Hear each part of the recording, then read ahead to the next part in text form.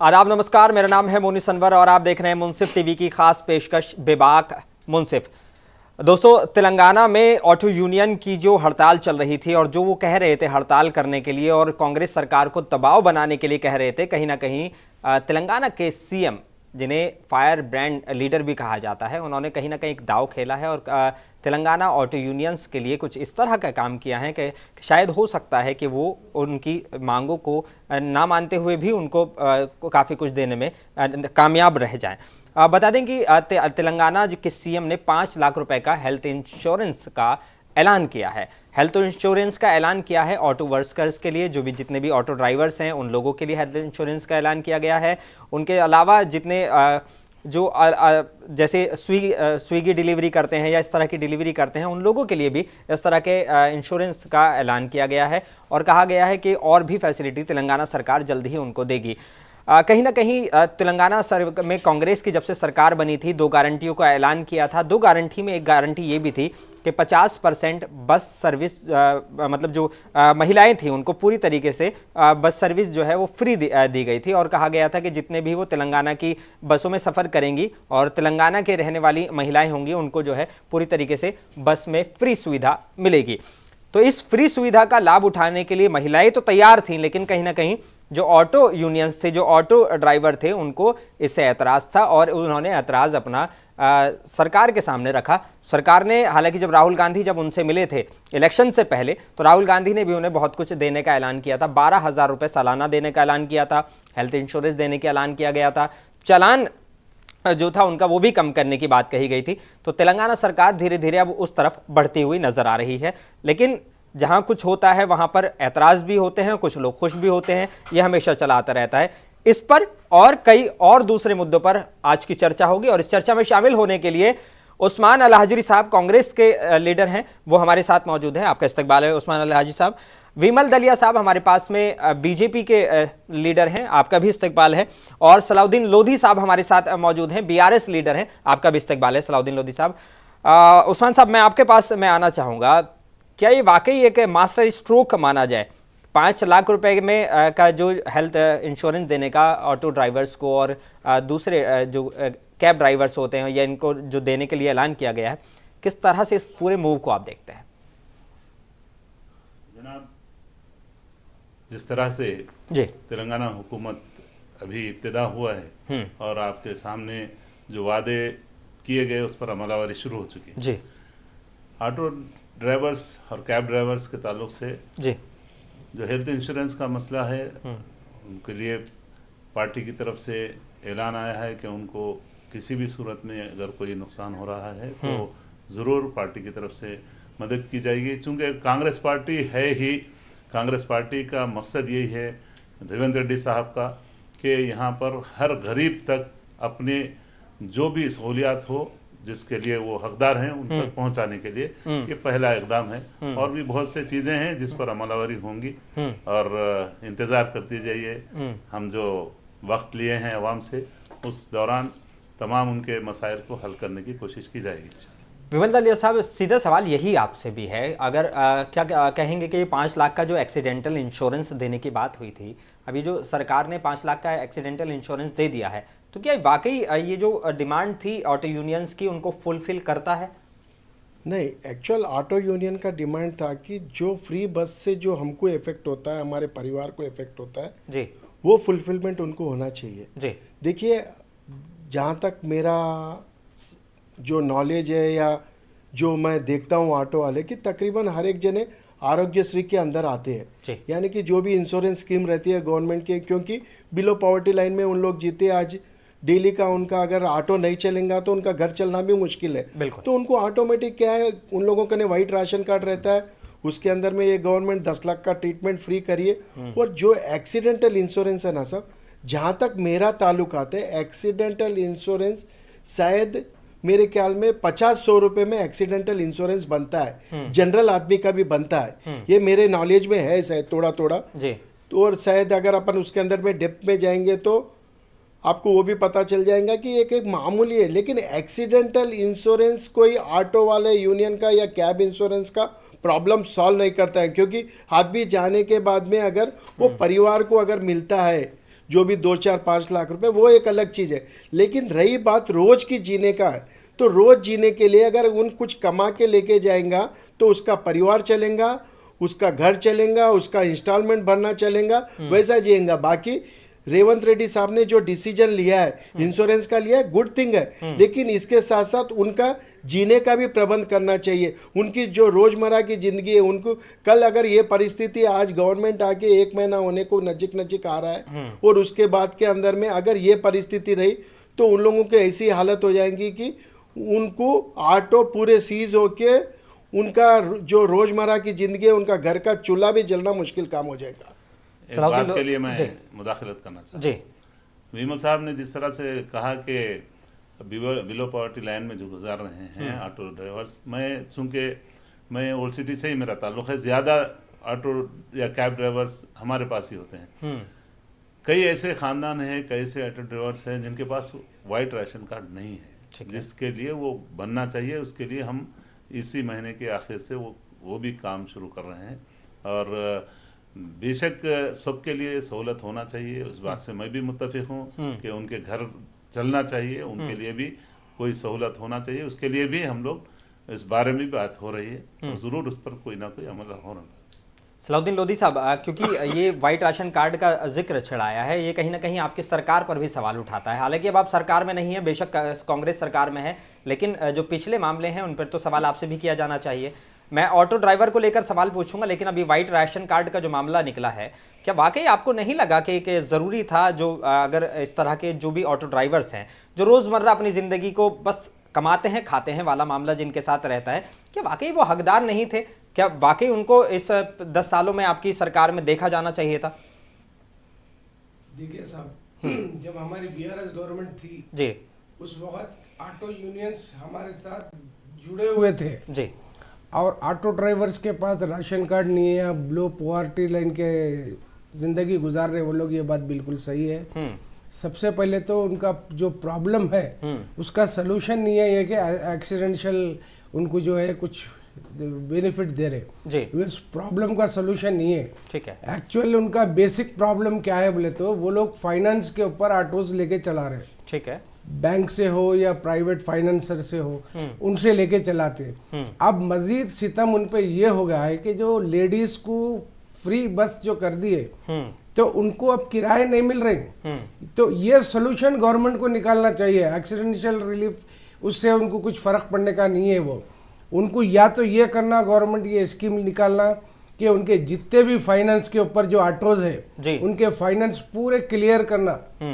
जैसे चालान माफ करने की बात हुई थी, तो चालान माफ ना करके उनके जो है फाइनेंस क्लियर किए जाए। यस, मेरा बोलने का मतलब वही है जी कि उनके चालान तो खैर वो लोग रॉन्ग साइड गए या जो भी है वो चालान बने, उनका अब जो प्रॉब्लम आया लेडीज को फ्री करने से बसेस के अंदर टीएसआरटीसी के, उनको चाहिए कि उनके जो फाइनेंस के ऊपर जो लिए हुए हैं बैंक से या प्राइवेट फाइनेंसर से जी, वो उनके पहले वो क्लियर करना, ताकि उनपे जो बोझ बेसिक बोझ उनका जो है वो बेसिक बोझ हट जाए, ताकि वो अपना इन सब चीजों को लेके चले।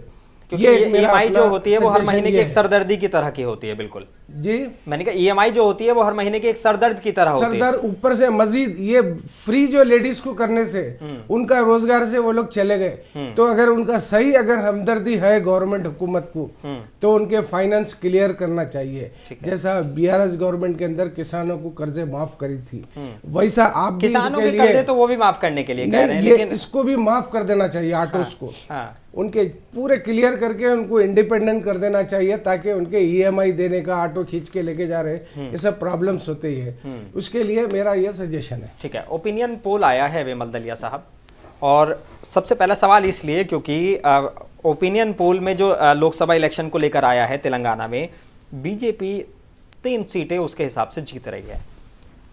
क्या कहना चाहेंगे? क्योंकि मैं जो ओपिनियन सर्वे के मैं रिपोर्ट्स मैं देख रहा था, जो तेलंगाना में 9 से 11 कांग्रेस को और भारत राष्ट्र समिति बीआरएस को 3 से 5 सीटें, तो 3 सीटें आपको दिखा रहा है, 3 से 5 सीटें जो हैं वो दिखा रहा है। कांग्रेस सरकार जब से आई है कहीं ना कहीं वो बढ़त शायद वो फ़ायदा उठा लें सरकार बनाने के। क्या लगता है कि ये अभी जल्दबाजी है इस पे बात करना, या वाकई? बिल्कुल सही है, अभी बहुत जल्दीबाजी है, क्योंकि अभी अपना फरवरी के अंदर में बजट आने का है जी। और जिस प्रकार भारतीय जनता पार्टी एनडीए का जो वर्चस्व बढ़ते जा रहा है जी। मुझे नहीं लगता है कि तेलंगाना में हम 2 से या 3 सीटों तक सीमित रहेंगे। हम 10 से 12 सीटों पे 100% जीत के आएंगे। और हम कभी भी इलेक्शन लड़ते हैं तो डू एंड डाई में इलेक्शन लड़ते हैं, ऐसा नहीं कि इलेक्शन खाली ऊपर ऊपर हम लड़ते हैं। आप लास्ट टाइम हमारा असेंबली इलेक्शन आपने देखा है, असेंबली इलेक्शन से पहले आपका ये नगर पालिका और नगर निगम के इलेक्शन में भी यानी कि हर चीज में हम जीएचएमसी का इलेक्शन लड़े थे। जीएचएमसी में किसी ने नहीं सोचा कि बीजेपी इतना अचीवमेंट करेंगे, लेकिन हमने करके बताया ये। और उसके बाद में असेंबली इलेक्शन में भी आपने देखा है कि पार्टी ने किस टाइप का काम किया है। यानी कि हम 8 सीट भी जीते हैं जो इंटीरियर के, 1 सीट हम सिटी से जीते लेकिन बाकी पूरे सीटें हम रूरल से जीते। तो रूरल में भी हमारी पकड़ किस तरह की मजबूत हो गई। प्लस हम थोड़ी जगह पे जो तकरीबन एक 20-25 सीटों पे हमने बहुत कम मार्जिन से आ रहा है। और ऑलरेडी हमारे पास में 4 एमपीस ऑलरेडी है। और हमारे पास में क्या होगा कि काम करने वाले कार्यकर्ता बहुत ज्यादा स्ट्रांग है। यानी कि पार्टी उनको क्या देंगी क्या नहीं ये सोच अलग है, लेकिन हम जिताने का पूरा प्रयत्न करते हैं। और हमारे नेता लोग भी वही काम करते हैं कि हम हर इलेक्शन को बहुत सीरियसली लेते हैं, जनता के बीच में जाते हैं, जनता से पूरी हम कन्विंस करते हैं कि हमारे पक्ष में वोट दीजिए, हमें जिताइए, आने वाले दिनों में आपको क्या चीज होना है हम आपके लिए साथ में। और आप देखिए जिस प्रकार भारतीय जनता पार्टी का वर्चस्व बढ़ते जा रहा है कि 182 से आज 303 पे आए। और आप खुद सर्वे बता रहे हैं कि लेकिन साउथ में कहीं ना कहीं बीजेपी कमजोर रही है, तो सवाल ये बनता है। हम तो अभी देखो धीरे धीरे प्रयत्न हम कर रहे हैं, हर जगह हम हमारे हिसाब से कोशिश कर रहे हैं। और इसके पहले कर्नाटक में भी हमारे पास में 26 सीटें थी जी, और दूसरी जगह भी सीटें थी। हम हमारे लेवल में पूरी कोशिश करेंगे कि साउथ में भी हमारा इस टाइम आंकड़ा बढ़ना चाहिए, क्योंकि नॉर्थ में, नॉर्थ ईस्ट में, उधर में हमारा बहुत अच्छा वर्चस्व है। आज जो सर्वे हमारे जो बता रहे कर रहे, सर्वे पे नको जाइए आप, मैं ये नहीं लेकिन आज भी जो हिसाब का जो मोदी जी की गारंटी और मोदी जी पे जो विश्वास है, हम 370 से ऊपर सीटें हर जगह हमारी बता रही है। तो मुझे लगता है कि जनता जो नॉर्थ में, नॉर्थ ईस्ट में जो हिसाब का डेवलपमेंट और जो हिसाब का कामकाज देख रही है, साउथ में भी ये चेंजेस जरूर देंगे। और इस बार भारतीय जनता पार्टी के साथ दिखा रहे हैं वो ओवरऑल है। मैं बात सिर्फ तेलंगाना की कर रहा हूं, इसलिए मैं बता रहा हूं ना कि तेलंगाना की जनता भी यही चाहेंगी कि पार्लियामेंट इलेक्शन में हम भारतीय जनता पार्टी के साथ जाना है, क्योंकि सेंट्रल के अंदर में सबको मालूम है कि इस टाइम भारतीय जनता पार्टी की सरकार 100% ज्यादा मेजॉरिटी से आएंगी। तो अगर ज़्यादा मेजॉरिटी से आएंगी तो यहाँ से अगर एमपी चुन के भी जाएंगे तो तेलंगाना का भी डेवलपमेंट होगा। कांग्रेस की सरकार आने वाली नहीं है। और बीआरएस को वोट देने के बाद में अब बीआरएस की तो वहाँ सरकार बनने वाली नहीं है, क्योंकि बीआरएस जिस दिन नेशनल पार्टी घोषित करी वहाँ से उसका डाउनफॉल स्टार्ट हो गया।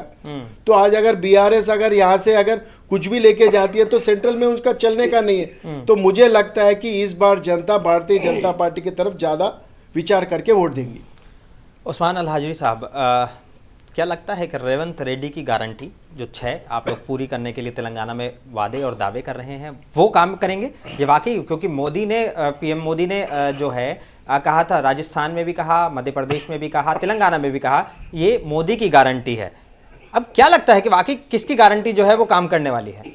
मोदी की गारंटी, अमित शाह जी की गारंटी से आप सब वाकिफ है कि किस तरह से 10-15 लाख हर अकाउंट में हर एक आदमी के लिए आ जाएंगे, सबके सामने है। जिस दिन गवर्नमेंट फॉर्म हुई उस वक्त जब बीजेपी गवर्नमेंट जब फॉर्म हुई है उस वक्त पेट्रोल का रेट क्या था, महंगाई का क्या रेशियो देखिए किस तरह से लोग आज ना वो 15 लाख मिले, ना लोगों के लिए यानी महंगाई पे कोई काबू पाया जा सका, सिवाय फिरका परस्ती के। जिस तरह से अभी भाई ने बात की कि हमारे जिस तरह से कॉरपोरेशन में, हैदराबाद म्यूनसिपल कॉरपोरेशन में जो वोट के परसेंटेज बढ़ा, सीटें बढ़ी, और जिस तरह से असेंबली में हुआ, तो सबसे पहली बात ये कि आप जो पोलराइजेशन हुआ है जी, पोलराइजेशन जो हुआ है उसका सब वाकिफ है।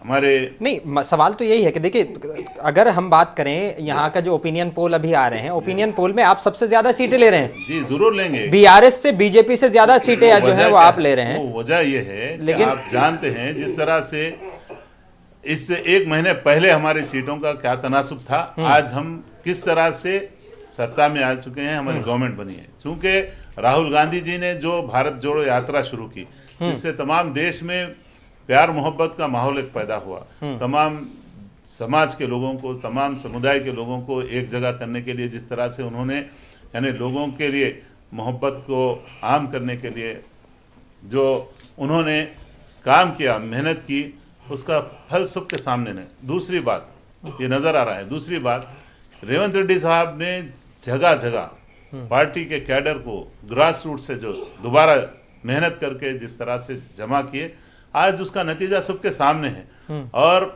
जो पार्लियामेंट का जो ओपिनियन पोल है आपके पास, वो ज़रूर, क्योंकि आप सामने है बीआरएस का, यानी जिस दिन बीआरएस ने नेशनल पार्टी के तौर पे अपने आप को सामने पेश किया, वहां से उनका सवाल शुरू हो गया। और बीआरएस के नाकामी सबके सामने है। बीआरएस ने जो वादे किए थे, जिस तरह से लोगों के साथ, अवाम के साथ जो धोखा दिया, अवामी इमलाक को जिस तरह से नुकसान पहुंचाया, खजाने पे जितना 6 लाख करोड़ से जायद आज खजाने पे हमारे अवाम पे बोझ पड़ा हुआ है, ये तमाम ये सारे चीजें सबको मालूम है। अब तो बीआरएस तकरीबन वॉश आउट ही हो जाएगी, उसका कोई नामो निशान भी शायद ना रहे।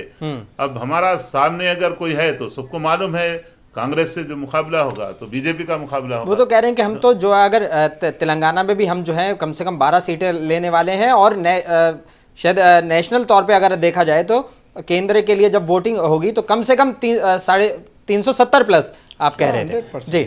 तो आपका जो नजरिया है वो आपके हद तक, आप कोई भी अपनी बात को लाजिम है मनवाने की कोशिश करेंगे, लेकिन नतीजा तो तभी आएगा ना जब इलेक्शन होंगे और रिजल्ट आएगा। और रिजल्ट में हम ये वसूख के साथ, ये दावे के साथ कह सकते हैं कि यहाँ पर जो सीटें अभी मौजूद है बीजेपी की, वो सीटें भी घटकर कांग्रेस के लिए मैंडेट आएगा। अवाम कांग्रेस के साथ आएंगी, क्योंकि कांग्रेस अवाम के लिए काम कर रही है। और रेवंत रेड्डी साहब जिस तरह से लोगों के लिए एक अवामी कायद बन गए, गरीबों के लिए, और ये तमाम लोग इस्तकबाल कर रहे हैं रेवंत रेड्डी। यानी कि यहाँ रेवंत रेड्डी की गारंटी के आगे मोदी की गारंटी नहीं चलने वाली, ये कहना चाहते हैं? बिल्कुल। रेवंत रेड्डी कोई पीएम कैंडिडेट तो नहीं है जी। कांग्रेस के पीएम कैंडिडेट है क्या रेवंत रेड्डी? नहीं, बिल्कुल नहीं जी। मोदी जी के टक्कर में कांग्रेस के पास कैंडिडेट नहीं है, इसलिए INDI पे डिपेंड है। आज इनका ने कैंडिडेट डिसाइड करने के लिए नहीं हो रहा है, तो आप समझ जाइए कि इन लोग सेंट्रल में रूल कैसा करेंगे। आज इनके पास में कितने सीटें कौन क्या लेंगे, आप देखो 1-2 दिन पहले की इनकी मीटिंग में आपको रिजल्ट मिल जाता है कि इनका ने प्राइम मिनिस्टर कैंडिडेट कौन है। कोई किसी को बोलता है, कोई किसी को बोलता है, कोई किसी को बोलता है। आज मुझे लगता नहीं कि रेवंत रेड्डी तेलंगाना में जीत गए तो उनको पीएम कैंडिडेट डिक्लेयर कर देंगे कांग्रेस। अगर पीएम कैंडिडेट अगर तेलंगाना से डिक्लेयर करती है वो टक्कर मजा आएगा लड़ने का। हमें भी खुशी है कि भाई रेवंत रेड्डी जी अगर तेलंगाना में स्ट्रांग होते तो अच्छी चीज है। यहाँ पर लेकिन कांग्रेस के अंदर में आज परिस्थिति ये है, 60 सालों का जो कांग्रेस का रूल था, कांग्रेस दिनों दिन वीक हुई है, इसलिए आज उनको गठबंधन की जरूरत है। अगर नहीं तो कांग्रेस अपने आप में कहां तक थी बल, आज अपने आप में कितनी पावरफुल थी कांग्रेस। उनके कारनामों के कारण में घट घट के आज शायद मेरे ख्याल में 52 सीटों तक सीमित रह गई है। 52 सीटों के हालत में भी ऐसी परिस्थिति है। सुनिए, आज इनको देखो हर स्टेट के अंदर में जाके रिक्वेस्ट करना पड़ रहा है कि आप हमारे साथ आएंगे क्या, आप हमारे साथ आए।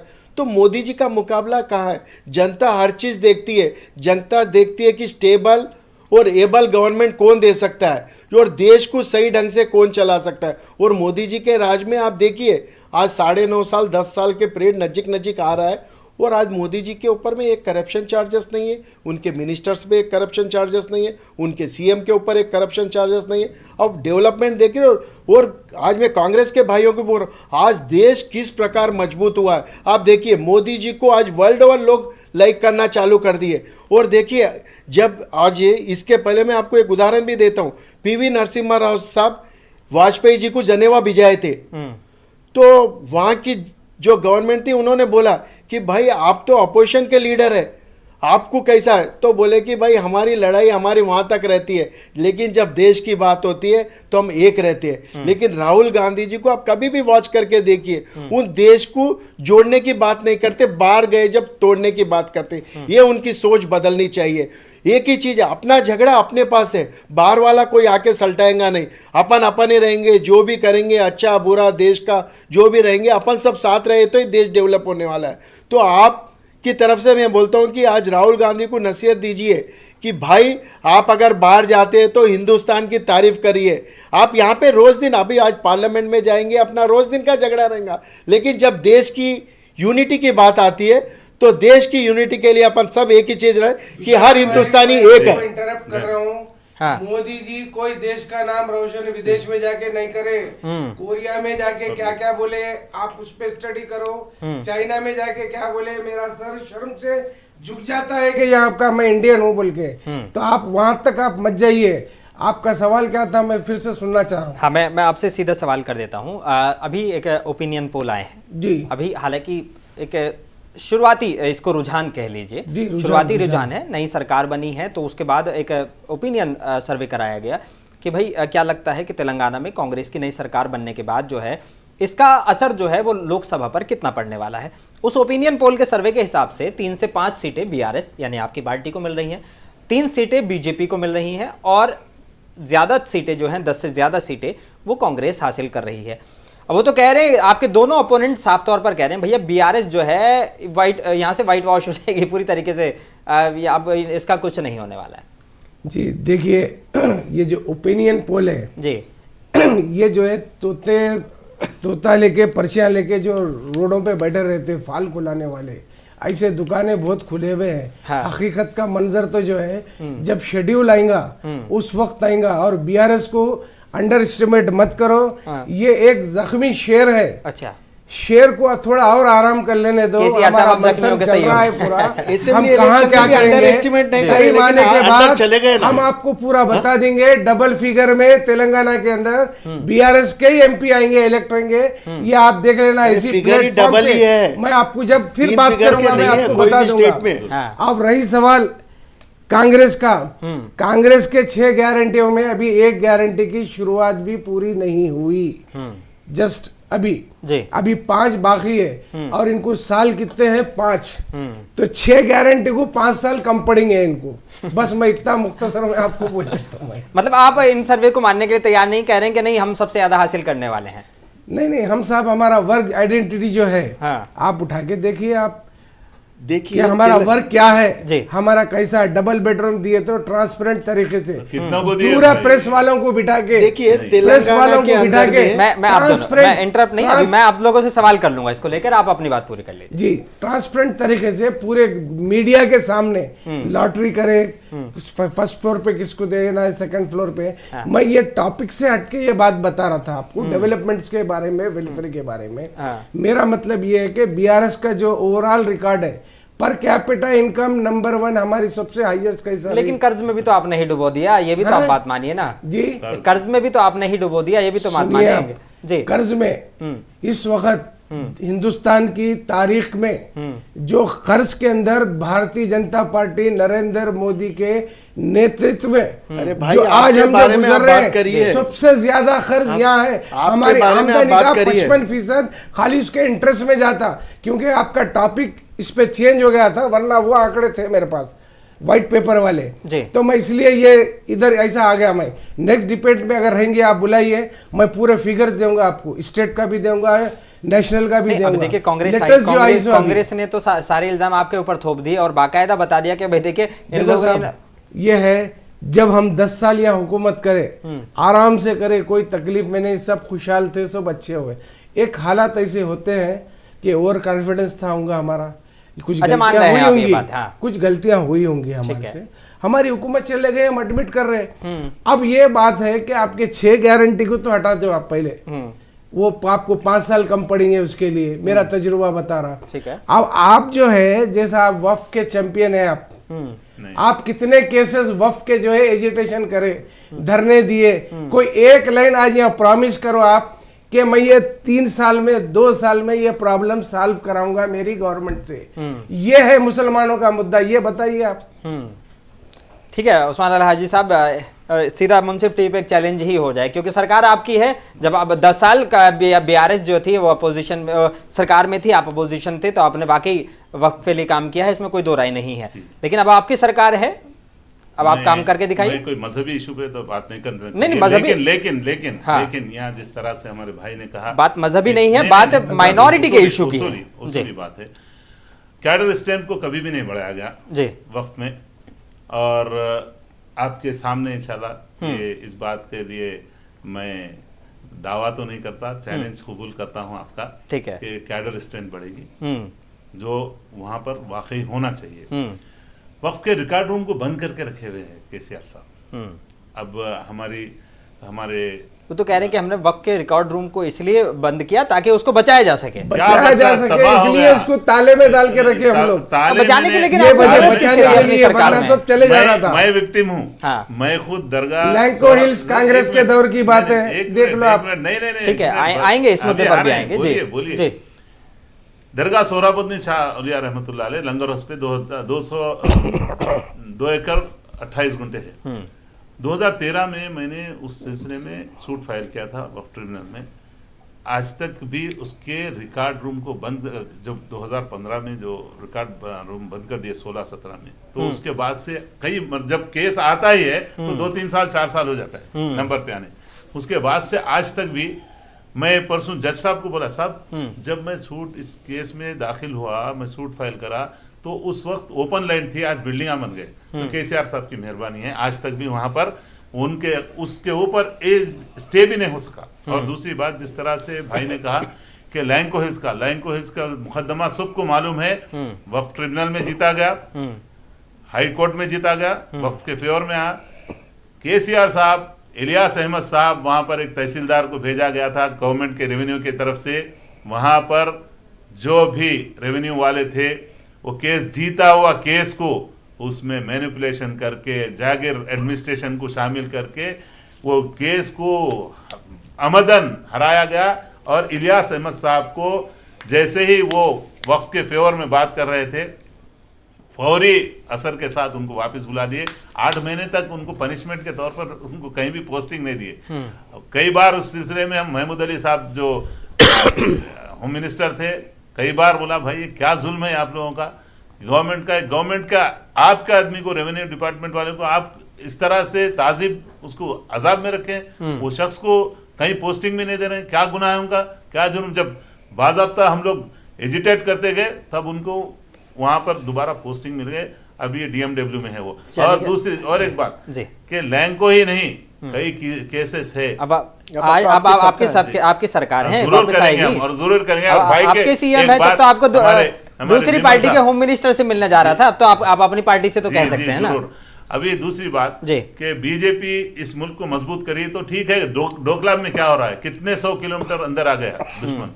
चाइना को क्यों आज तक जवाब नहीं, चाइना का नाम क्यों नहीं ले रहे पीएम साहब, चाइना का नाम भी नहीं लेते। मैं थोड़ा सा आज नेशनल डिबेट से हटके सिर्फ तेलंगाना के इशू पर मैं करना चाह रहा हूं, लेकिन हाँ, उनकी बात का जवाब आपने दिया, मैं इस चीज को कबूल उसी बात पे मैं अर्ज किया, मेरी बात को हटके कुछ भी नहीं है।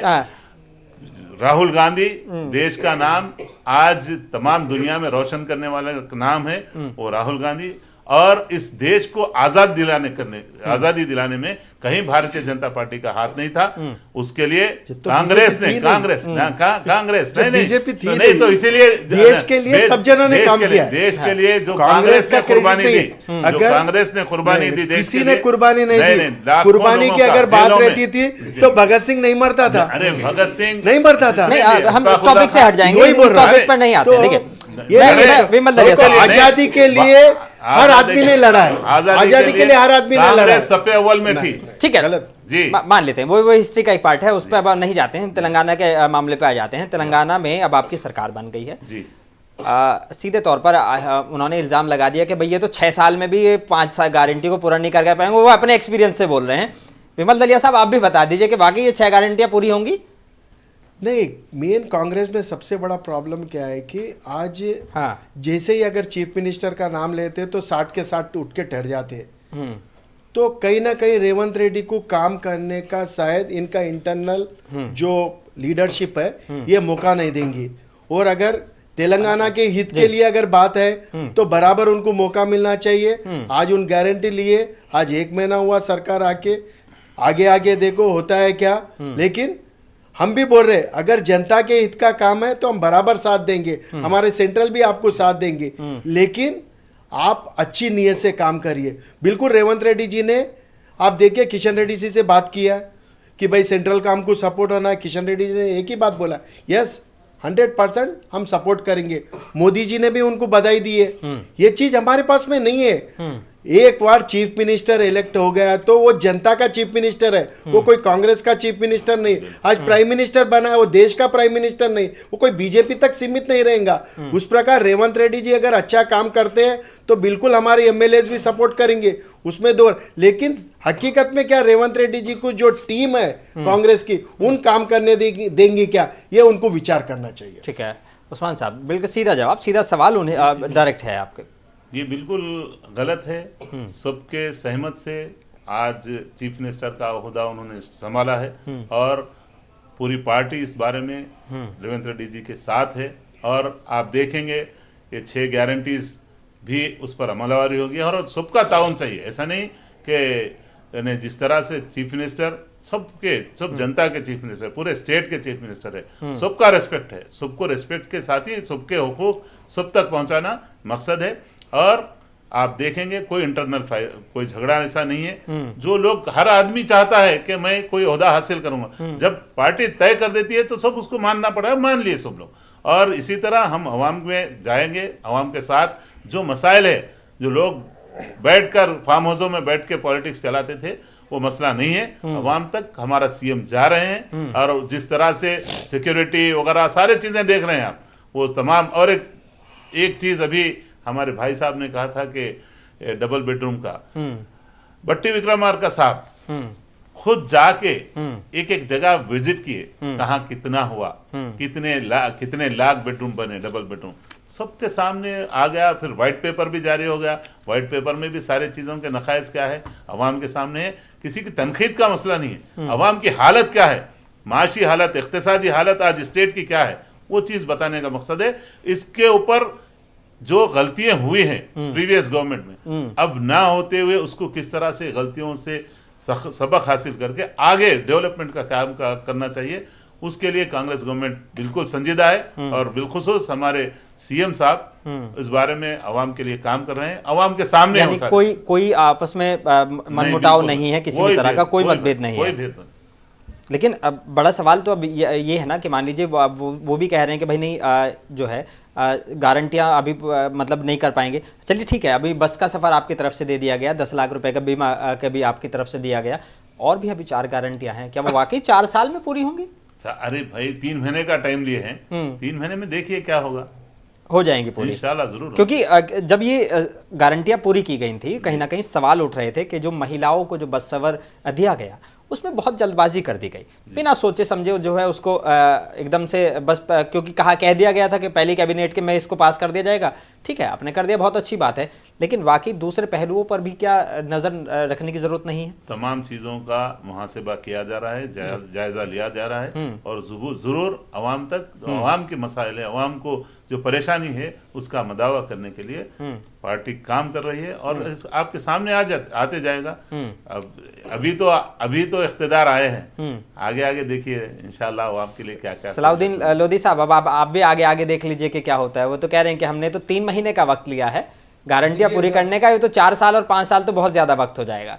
कुछ ना करना बड़ी खराबी है, कामयाबी कोई और चीज नहीं, काम करना ही कामयाबी है। ठीक है, अभी मेरे बीजेपी के बड़े भाई हमारे विमल साहब एक बहुत अच्छी बात बोले कि चीफ मिनिस्टर किसी एक जमात का या पार्टी का नहीं होता। हाँ, एक बार उन्होंने ओहदा संभाल लिया वो जनता के, तो उसकी बेसिक बात ये है कि वो जो है संविधान की शपथ लेते हैं, हमारे दस्तूर की हम हलफ लेते हैं। हाँ। तो वो जब हलफ लेते हैं दस्तूर का, तो वो किसी के नहीं रहे, दस्तूर के मातहत ही उनको चलने का है। सही, बिल्कुल। और उसमें जो है अगर हम सब मिलके, अगर पार्टी, हमारे झंडे सब बाजू लगा के अगर कौम की तरक्की, पब्लिक के लिए अगर काम करें तो शायद उसके नतीजे बहुत अच्छा हो सकता। वो उसका नतीजा जो है हमारे आने वाली नस्लों के लिए भी अच्छा हो सकता। तो मेरी दोनों पार्टियों से, एक जगह जो है स्टेट गवर्नमेंट बैठी हुई है मेरे पास, उधर सेंट्रल गवर्नमेंट, यूनियन गवर्नमेंट बैठी हुई है, तो आप दोनों से ये कहना है मुझे कि जो भलाई का काम अपनी लेवल पे जो हो सकता है अपन वो तो मिलजुल के करना चाहिए, आवाम की भलाई का। ठीक है, इस बात पे तो सभी मुत्तफिक हैं। तनकीद है बीआरएस में। हाँ। मैं आपको पहले भी, इससे पहले के भी डिबेट में बोला मैं ये हाँ। कि हमसे गलतियां हुई होंगी, कोताहियां हुई होंगी, खामियां थी होंगी, हम उसको एडमिट कर रहे बात। ठीक है। अब आप जो गवर्नमेंट अब आपकी सत्ता में आए, अभी तो आपको बिल्कुल चंद दिन ही जुमा 4 दिन वाली बात है। नहीं, अभी वो मेहंदी का कलर भी नहीं सूखा आपका। क्या साहब, अभी मेहंदी का कलर भी नहीं सूखा आपका। सही है। तो जो है थोड़ा आपको टाइम लगेगा, और मैं उम्मीद ये रखता हूँ हाँ। कि हम जो नहीं करें वो आप करके दिखाएंगे। हाँ। आज जैसे हमको यानी कि जिस चीज के लिए आपको हटाया आज गया हमको वो जवाबदेह बना रहे हैं। हाँ। कल आप जवाबदेह ना बनेंगे, ऐसा मैं उम्मीद रखता हूँ आपसे। कल अगर वक्त जवाबदेह मैटर नहीं के तो अंदर गवर्नमेंट चली जाएंगी, वो हाँ, भी जानती है। जवाबदेही तो बनती है। आज अगर जवाबदेही जनता ने तो अगर जनता के लिए भी आज है, 64 जवाबदेही सीट हमारे दी लिए भी, है हम भी पूछेंगे कांग्रेस सवाल। को, तो जी। जनता बराबर पूछेंगी उसके लिए, बिल्कुल उसके लिए वोट जो दी है। बेसिक है और जनता 64 सीट नहीं दी है, सेहतमंद 119 सीटें दी जी। है। 119 सीट का एक इनको मैंडेट दिया है। ये 64 सीट के नहीं है। आज रेवंत रेड्डी जी के ऊपर में 119 असेंबली की जवाबदारी है। सही बात है। तेलंगाना कि के हर शख्स की जिम्मेदारी असेंबली को उन अपना समझ के अगर काम करेंगे तो तेलंगाना का भला हो सकेगा। बिल्कुल। अगर उन सोचेंगे कि भाई मैं एक ही कम्युनिटी के लिए काम करूंगा, एक ही कम्युनिटी को कुछ करूंगा, तो ये कभी सक्सेसफुल रेट में नहीं जाएगा। सोच अच्छी बननी चाहिए, और उसके लिए देखो आज बीआरएस भी बराबर साथ देंगी, और हमारी पार्टी तो हमने वेरी फर्स्ट डे कहा है कि 100% अगर तेलंगाना का भला होता है, चाहे कोई भी गवर्नमेंट आ जाए, तो हम उसके साथ रहेंगे। अच्छा, ये स्टेटमेंट इसलिए तो नहीं था कि लोकसभा चुनाव भी आने वाला है। नहीं, देखो इलेक्शंस आएंगे जाएंगे चलते रहेगा, लेकिन देश रहेगा। आज पार्टी देखो, बीजेपी आपको पता है क्या पोजीशन पे थी, आज बीजेपी क्या पोजीशन पे थी, कांग्रेस क्या पोजीशन पे थी, आज कांग्रेस की क्या पोजीशन है, बीआरएस क्या चीज है, शिवसेना, यानी कि ये सब दौर चलते रहेगा। कोई नेता आएंगे, कोई नेता जाएंगे। आज यहाँ पे हम 3 बैठे, कल आने वाले दिनों में हमसे अच्छे लोग भी आएंगे, हमारे बच्चे भी आएंगे, दूसरे तेलंगाना की जनता, यानी कि ये दौर चलते रहेगा। लेकिन ये प्रदेश रहना चाहिए, ये देश रहना चाहिए। सोच अपनी रहना चाहिए, सोच अपनी एक ही चीज रहना चाहिए कि अगर देश के लिए अगर अपन मर मिटने को भी तैयार है, और देश के लिए अगर अपन कुछ करके जाने के लिए तैयार है, तो बराबर अपन करना चाहिए। और ये इलेक्शन होता है, जनता डिसाइड करती है। आज जैसा तेलंगाना की 4 करोड़ जनता डिसाइड करके उसके अंदर में जो भी मेजॉरिटी दी है कांग्रेस को, तो कांग्रेस की जवाबदेही बनती है कि तेलंगाना को किस टाइप से डेवलप करना चाहिए। भाई बोल रहे कि भाई आप वादा पूरा करेंगे, अरे भाई अभी अभी आइए, 100 डेज इनको टाइम दीजिए, 100 डेज के बाद में देखिए कि इनकी परिस्थिति क्या है। और कहीं लगता है अपने को, कहीं अपने को कबूल है क्या 100 बिल, और कहीं अपने को लगता है कि भाई कांग्रेस को भी लगता है कि भारतीय जनता पार्टी के भी साथ होना चाहिए, तो हमारे नेता लोग बराबर डेवलपमेंट के लिए, देश की सिक्योरिटी के लिए, तेलंगाना के भले के लिए कभी भी साथ देने को तैयार है। उस्मान अल हाजी साहब, गारंटियों पर तो बात हो गई। अब बात बहुत सारी कॉरपोरेशंस की भी है। कॉरपोरेशंस के जो चेयरमैन थे जितने भी, या कॉरपोरेशंस के सभी ज़्यादातर ओहदेदारों को हटा दिया गया था।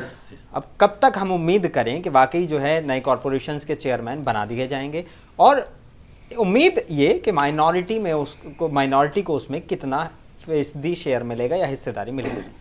सबसे पहले मैं एक बात जो काबिल एतराज़ है जी, और होना भी चाहिए कि अभी भाई ने जिस तरह से विमल साहब ने कहा कि एक कम्युनिटी का चीफ मिनिस्टर है, वो बिल्कुल कम्युनिटी के चीफ मिनिस्टर, किसी कम्युनिटी को फॉलो वो के लिए किसी कम्युनिटी के नाम पे या किसी कम्युनिटी के वोट से वो मुंतखब नहीं हुए। तमाम हिंदू, मुस्लिम, सिख, ईसाई सबने उनको वोट दिया, और वो सीएम हैं आज। और सबके लिए उन्होंने, जैसे अभी भाई ने कहा, किशन रेड्डी साहब से भी बात हुई उस बारे में, मोदी जी ने भी कॉल किया, बधाई दी। इसी तरह जाके हमारे बीआरएस के चीफ से भी उनकी अयादियत की जब वो हॉस्पिटल में। तो हमारा मकसद डेवलपमेंट ही है, और डेवलपमेंट रहेगा, और डेवलपमेंट के लिए सब मिलके हमारे सीएम साहब मिलकर काम करेंगे। और कारपोरेशन की रही बात, उस बारे में बात हो रही है, और अनकरीब आपको इसी हफ्ते में शायद आपको इसका तमाम लोगों को जो कारपोरेशंस में है, और बिलखुसूस अक़लियतों के लिए, उन लोगों के लिए भी इस बात पर आपको एक हफ्ते में सारी चीज़ें सामने आ जाएगी। सलाउद्दीन लोधी साहब, क्या लगता है कि वाकई जो हिस्सेदारी की बात हो रही थी, जितना हिस्सेदारी का एक कांग्रेस ने वादा किया था, वाकई मिल पाएगी इन सारे, चाहे कॉरपोरेशंस में हो चाहे मिनिस्ट्री में हो? अभी तक क्योंकि मिनिस्ट्री का भी ऐलान सलाउद्दीन लोधी साहब नहीं किया गया। मैं समझता हूँ साहब, जब तक पार्लियामेंट इलेक्शन नहीं होंगे जब तक का इन इश्यूज पे बात करना मेरे तजुर्बे के हिसाब से मुनासिब नहीं है। ठीक है। पार्लियामेंट इलेक्शन के बाद ही ये चीजें सब आएंगे। हाँ, कुछ चीजें, कुछ कॉर्पोरेशन बहुत जरूरी होते जी, कोर्ट से भी ऑर्डर आ सकते हैं उसके, ठीक है, तो वो वैसे कॉर्पोरेशन डाल सकते होंगे। लेकिन ये और इसको 1-6 महीने तो लगते होंगे बोल के मेरा अपना तजुर्बा जो है ये बता रहा, क्योंकि मैं भी जो मुझे आइडिया है उसके बारे में मैं बता रहा हूँ मैं आपको। ठीक टाइम है। लगेगा इसके लिए। विमल दलिया साहब, थोड़ा सा पड़ोसी राज्य की भी बात कर लेते हैं, आंध्र प्रदेश। हालांकि कभी तेलंगाना उसी का हिस्सा था। अगर हम बात करें टीडीपी की, तो प्रशांत किशोर साहब ने उनसे मुलाकात करी। प्रशांत किशोर साहब ने 2014 में आपको चुनाव लड़वाया और वो टीडीपी को चुनाव लड़वाने के लिए बात कर रहे हैं। क्या लग रहा है कि वाकई आंध्र प्रदेश में इस बार आपका कुछ भला होने वाला है? किस तरफ देख रहे हैं आप बीजेपी को किस तरफ देख रहे हैं?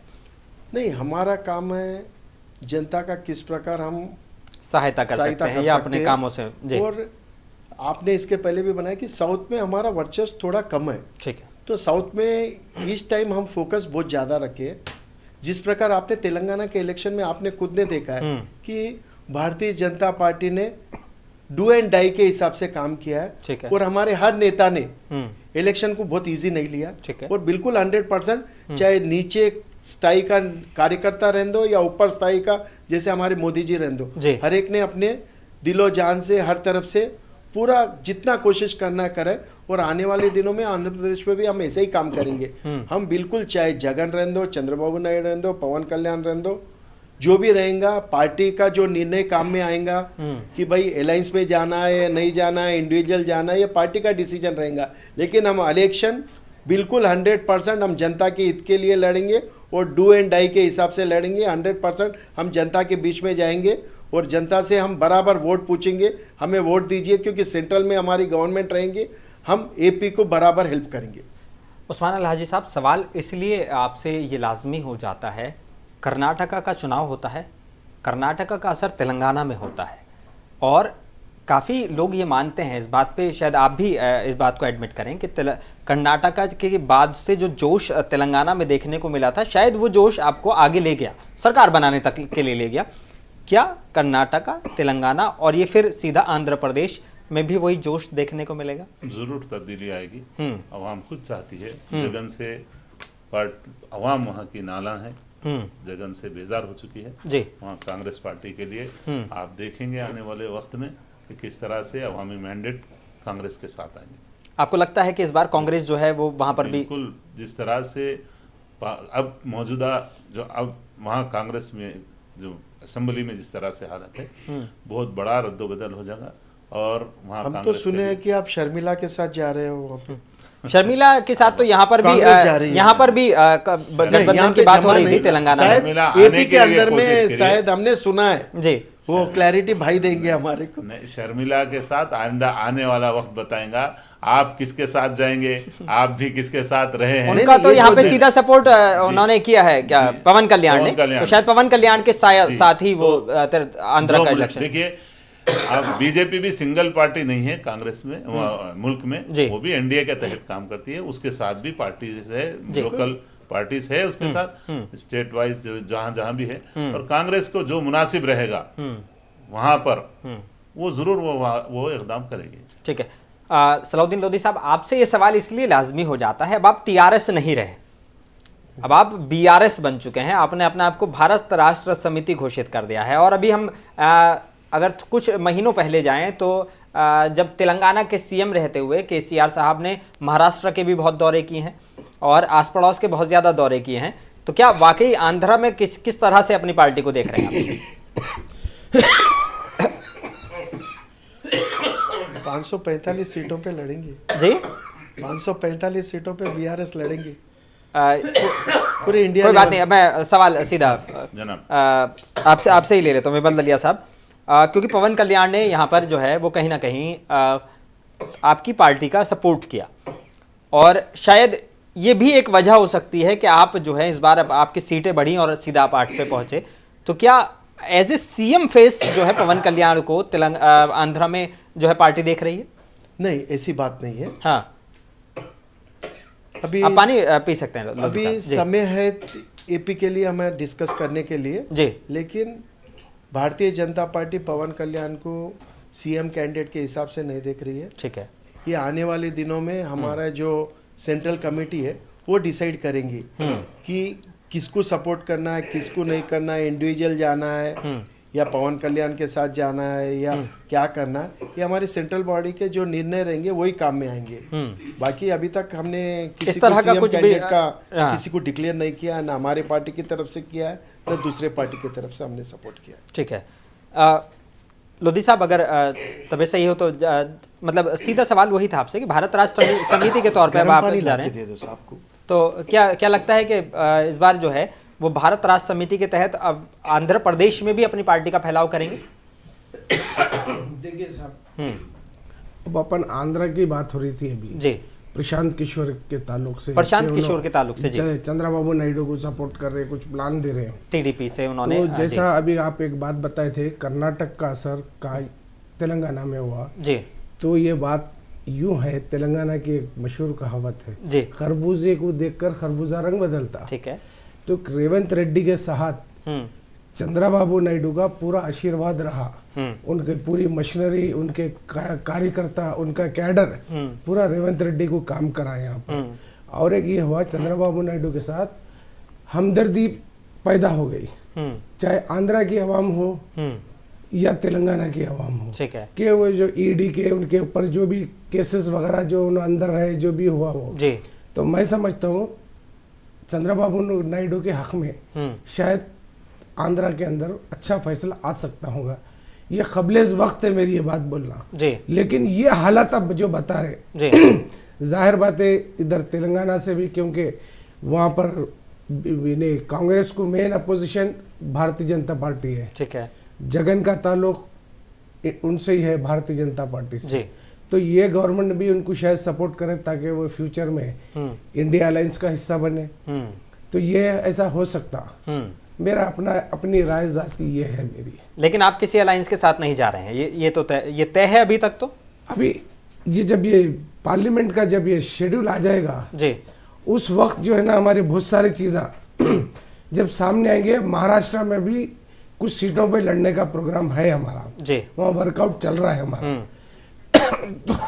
तो जहाँ तक वर्क ज़्यादा जो है महाराष्ट्र में हुआ है हमारा, तब ये आने वाले टाइम में मालूम होगा, क्योंकि मैं खुद भी महाराष्ट्र कई डिस्ट्रिक्ट फिर के आया मैं जी पार्टी के लिए। अभी आप कुछ दिन पहले महाराष्ट्र में था मैं जी, बिल्कुल 2 दिन पहले तक आप महाराष्ट्र में थे जी। तो जो है अभी आने वाले टाइम में मालूम पड़ेगा सब क्या है क्या नहीं। तो 545 सीट तो कॉन्टेस्ट नहीं करेंगे। हिंदुस्तान की जो पॉलिटिक्स है, आप ये देखिए 3 महीने में बहुत कुछ चेंज होने वाला है। अभी सब ठीक थमा हुआ है, यानी कि अभी ये कहना जल्दबाजी होगा कि वोट किस करवट बैठेगा। अभी बहुत कुछ चेंज होने वाला है, वेट करना पड़ेगा, पहले बोलना मुनासिब नहीं है। ठीक है, इंतजार करना पड़ेगा। विमल दलिया साहब पूछ रहे थे कि क्या 545 सीटों पर इसका मतलब नहीं लड़ेंगे फिर आप? कौन? विमल दलिया साहब पूछ रहे हैं। तो 545 नेशनल पार्टी आज बीआरएस, मेरे हिसाब से तो 545 सीटों पे लड़ना चाहिए।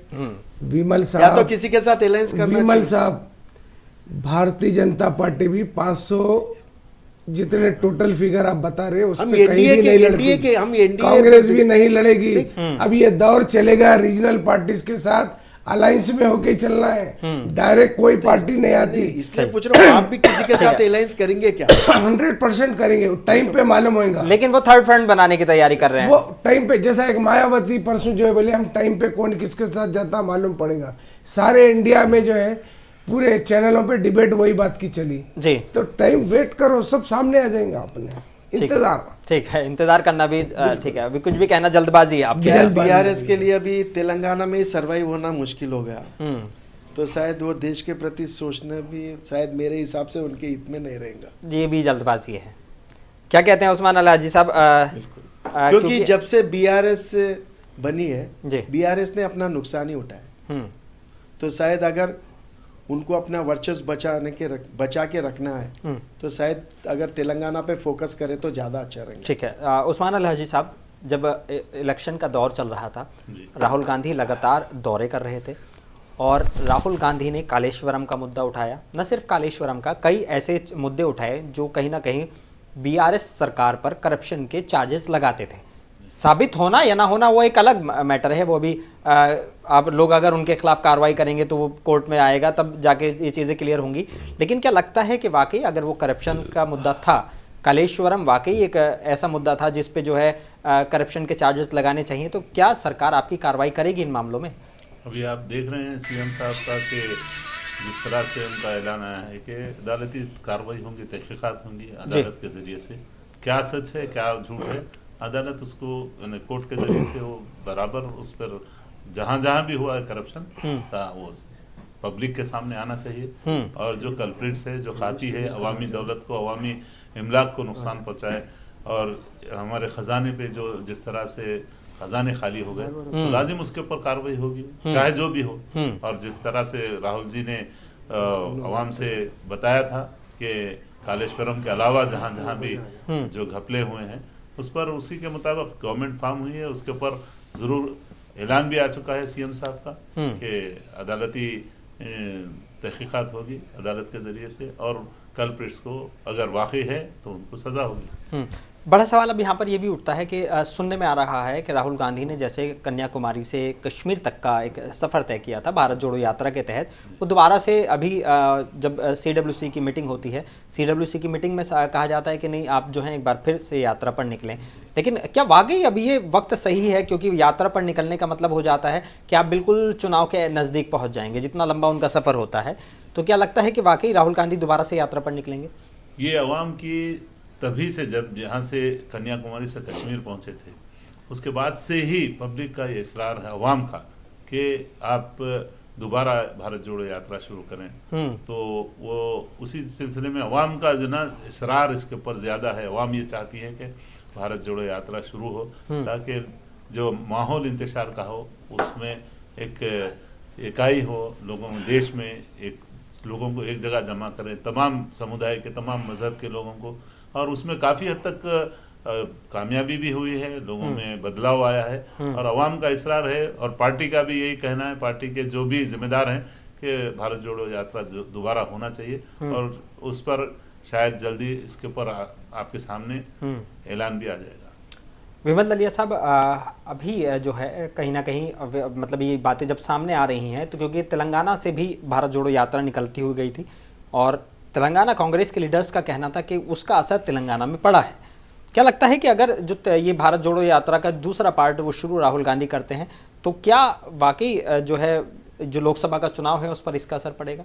नहीं, पार्लियामेंट इलेक्शन के ऊपर में भारत जोड़ो यात्रा का प्रभाव नहीं पड़ेगा। वो रही बात आप बोल रहे तेलंगाना में भारत जोड़ो यात्रा, भारत जोड़ो यात्रा का प्रभाव तेलंगाना में नहीं पड़ा। बीआरएस का जो रवैया था, जो अड़ियल रवैया था, यानी कि इनके चीफ मिनिस्टर इनके मिनिस्टर से भी नहीं मिलते थे, जनता से तो बात की बात है, इनके मिनिस्टर से नहीं मिलते थे। कोई हर स्कीम के अंदर में क्या करप्शन लेवल बहुत बढ़ गया था। इसलिए जनता ने क्या किया कि 10 साल हमने टीआरएस को बीआरएस को मौका दिया, अब अल्टरनेट हम दूसरों को मौका। तो भारतीय जनता पार्टी को भी वोट ऑफ परसेंटेज यहाँ पे बढ़ा है, लेकिन हम उतनी सीटें नहीं ला सके। तो इसलिए क्या अल्टरनेट कांग्रेस आज पुरानी पार्टी है, इसलिए कांग्रेस को यहाँ पे मौका मिला। और रेवंत रेड्डी जी ने नो डाउट बहुत प्रयत्न किया, उनकी मेहनत का उनको फल भी मिला है और उनको आज जनता ने सीएम कैंडिडेट के रूप में देखा है। तो वो हिसाब से क्या है मालूम, रेवंत रेड्डी जी का प्रभाव राहुल गांधी जी से ज्यादा था। यहाँ के अंदर में सेंट्रल लीडरशिप काम में नहीं है। जिस प्रकार मोदी जी का चेहरा आज वर्ल्ड ओवर जो हिसाब से बना है और जो विश्वास बना है वो राहुल गांधी जी पे उनका विश्वास नहीं है। ये हार बीआरएस की वजह से कांग्रेस यहाँ फॉर्म करी है गवर्नमेंट, बाकी सेंट्रल गवर्नमेंट जो इनकी जो कांग्रेस गवर्नमेंट है उसकी वजह से यहाँ गवर्नमेंट फॉर्म नहीं। कितनी सीटें आप उम्मीद कर रहे हैं लोकसभा चुनाव में? बिल्कुल एक फिगर बताइए ताकि भारतीय जनता पार्टी हम बता रहे हैं ना 100% हम 10 से 12 सीटें 100% हम जीत के बताएंगे, उसमें दो राय नहीं है। ठीक है, बिल्कुल 100% हम जीत के बताएंगे। और एक छोटी एक बात बोलना चाह रहा था मैं भाई कि जब सरकार कांग्रेस की यहाँ पे है कि यहाँ पे तेलंगाना के अंदर में बिलो पॉवर्टी लाइन के भी हर कम्युनिटी के लोग हैं कि आज बहुत जने यहाँ के बस गए। तो मैं एक भाई की तरफ से एक रिप्रेजेंटेशन देना चाहता हूँ कि कांग्रेस गवर्नमेंट को या चलो सबके चीफ मिनिस्टर को, यानी कि 4 करोड़ के चीफ मिनिस्टर को कि आप ऐसा काम करिए कि जो फ़ायदा हर लोगों को पहुँचे। आप ऐसा लिंक बिठाइए कि आधार कार्ड से, पैन कार्ड से, उनके प्रॉपर्टी टैक्स से, उनके लाइट बिल से और जो भी चीज़ें हैं समझो उनसे टोटल से लिंक करिए कि अगर आप 2000 का भी अगर पेंशन देते हैं और अगर वो लाइट बिल नहीं भर रहा है, जैसा उन्होंने उठाया कि वक्त की ओल्ड कमी सिटी है के अंदर जल्दी नहीं, से एक सेकंड में खत्म जी। कि ओल्ड सिटी के अंदर में लाइट बिल नहीं भरते। मैं ओल्ड सिटी न्यू सिटी की बात नहीं करता हूं। आप इतना लिंक करिए कि कोई भी आदमी नाजायज फायदा ना उठा गवर्नमेंट का नहीं उठाए जाए। ठीक है उस्मान अलाजी साहब, पहले ये सवाल का जवाब दे दीजिए। मेरा सवाल सीधा है क्योंकि अब वक्त की कमी है कि आप कितनी उम्मीद कर रहे हैं। वो तो कह रहे हैं कि 10 से 12 सीटें हम लेकर आ रहे हैं। हाँ, उम्मीद तो कोई भी कर सकते हैं, लेकिन जिस तरह से भाई से अभी मैंने विमल भाई से कहा कि भाई ये चीज़ों को, ये करप्शन को, ये जिस तरह से हो रहा है इसका खात्मा करने के लिए ये बीजेपी के हाथ में है। आधार से वोट को लिंक कर दीजिए, सब पूरा दूध का दूध पानी का पानी सामने आ जाएगा। कौन किस तरह से हुकूमत चला रहा है, आप साथ देंगे? तो बिल्कुल हम साथ हैं। हम साथ आपके हैं। नेता नहीं, हम बिल्कुल लोग तैयार हम- बैठे वाह, हम तो नेता भी साथ हैं। हम तो आप सीए का सपोर्ट करो, पूरे आधार से लिंक आ जाते, देश पूरा बच जाएगा। आप देखिए आज यहाँ पे नहीं, ये क्योंकि वक्त की कमी है मेरे पास, मैं इन टॉपिक पे जरूर बात करूंगा। बात करेंगे, पर्टिकुलरली हम भाई के साथ में बैठेंगे और बिल्कुल अगर भाई के विचार अगर बिल्कुल देश के प्रति मिलते हैं देश तो के 100% हम आज भाई की तरफ से ऐसा जाएगा कि सेंट्रल गवर्नमेंट का सीए भी पास हो देश जाएगा। के प्रति ही हम काम करेंगे। जी, दूसरी बात पूरी कर दीजिए, कोई बताइए। भी अपने ख्वाब देख सकते हैं, हाँ। लेकिन हकीकत आपको इस पार्लियामेंट्री इलेक्शन में यहाँ भी देख लेंगे स्टेट में, और आप सेंटर में भी देख लेंगे कि किस तरह से इंडिया अलायंस भारी अक्सरियत से हुकूमत बनाएगा। ये हमारा सलाउद्दीन लोधी साहब, वो तो कह रहे हैं कि वो भी अपनी पार्टी को पूरी तरीके से जिता रहे हैं, वो भी अपनी पार्टी को पूरी तरीके से जिता रहे हैं। आपकी पार्टी कितनी उम्मीद कर रही है? चलिए, वो तो कह रहे हैं कि हम तो सेंट्रल में भी सरकार बनाने वाले हैं। सेंट्रल में अभी अभी के लिए तो जल्दबाजी है कहना। हूँ तमाम पार्टियों के डिपॉजिटर चले आएंगे, 17 के 17 हम जीतेंगे। लेकिन बात अच्छा ऐसी नहीं है, 17 खतरा है बीआरएस के लिए। बात ऐसी नहीं है कि डबल फिगर में हम आएंगे। हाँ, ये बात आप आने वाले समय में देख लेना। एक बात अब रही, दूसरी बात, अभी CWC की मीटिंग में जी, जो पार्ट 2 हाँ। जो राहुल गांधी की पदयात्रा थी, पार्ट 2 की बात CWC की मीटिंग में बंद कमरे में ये बात हुई। बहुत सारे लोगों का ये ख्याल था कि पार्ट 2 निकाला जाए। फिर उसमें सजेशन आया कि पार्ट 2 इतना लंबा पैदल नहीं चल सकते, कुछ जीप में, कुछ मोटर में, कुछ बस में, ऐसा इनका पार्ट लुकआउट ऐसा है। चल वो के इनका कांग्रेस थोड़ा का ऐसा लुकआउट करेंगे है। बोल के। तो वहां पर मेरा ये ख्याल है, क्या ठेकेदारी बीआरएस और कांग्रेस एक है क्या? नहीं नहीं, जो हिसाब से जा रहे हैं भाई, मुझे विशाल ऐसा भाई, लगता है। विशाल भाई, नहीं, ये विमल सजेशन दे रहा हूँ मैं आपको, ये बात जो मैं मीडिया के जरिए देखा। नहीं, मुझे वो लगा बात- है- वक्त की कमी है, मीडिया इस बात को मीडिया बढ़ाते के नहीं। जरिए उसमें आप देखा। मौजूद नहीं थे भाई, आप बोलना भी मुनासिब नहीं है। पार्टी का मसला है, पार्टी जरूर उस चलिए, पे ठीक है, वो उनको डिसाइड करने देते हैं। वो आई थी। बहरहाल मैं जो पॉइंट बोल रहा था वो वक्त के में जाया होगा वो। हाँ। खैर, बहरहाल ये आने वाले वक्त में जितने भी अपन बातें कर रहे हैं, ये वक्त से पहले करने की बातें हो रही है। मैं समझता हूँ थोड़ा वक्त का इंतजार करिए, सब चीज समझ में आ जाती है। चलिए, और ठीक- ज्यादा दिन दूर नहीं है उसके लिए। ठीक है, दिन दूर नहीं है, बिल्कुल ठीक है। ओपिनियन पोल पर बात करना वाकई अभी थोड़ी जल्दबाजी है, लेकिन जो ओपिनियन पोल आया था उस पर बात करना भी जरूरी हो गया था, और मैं आप सभी का शुक्रगुजार हूँ। रिजल्ट के बाद में हम हाँ, नहीं, मैं आपकी भी गारंटी पे बात करूंगा। जो आपने एक चैलेंज कबूल किया है, मैं उस पर भी बात करूंगा, और रिजल्ट के बाद इस बारे में हम जरूर बैठ के बात करेंगे। फिलहाल ओपिनियन पोल को लेकर तीनों ही पार्टी का कहना है कि वो डबल डिजिट में आने वाले हैं, यानी कि 10 से 12 सीटें वो हासिल करने वाले हैं। बीजेपी भी इसको लेकर श्योर दिखाई दे रही है। बीआरएस कह रही कि हाँ, कुछ हमारी कमियां रही थी, लेकिन उस कमियों को हम जो है वो लोकसभा चुनाव में पूरा कर लेंगे। लेकिन कांग्रेस भी इस बात को लेकर खुश है कि जो हमारी गारंटियां हैं, जो हमारी नई सरकार बनी है, उससे कहीं ना कहीं हमारा वोट परसेंट या लोकसभा में भी हमें इसका फ़ायदा होने वाला है। लेकिन ये वक्त की बात है, इसे वक्त पर ही अभी छोड़ देते हैं। फिलहाल अपने मेज़बान मोनिस अनवर को दीजिए इजाज़त। आप बने रहिए मुंसिफ टीवी के साथ। विमल भाई,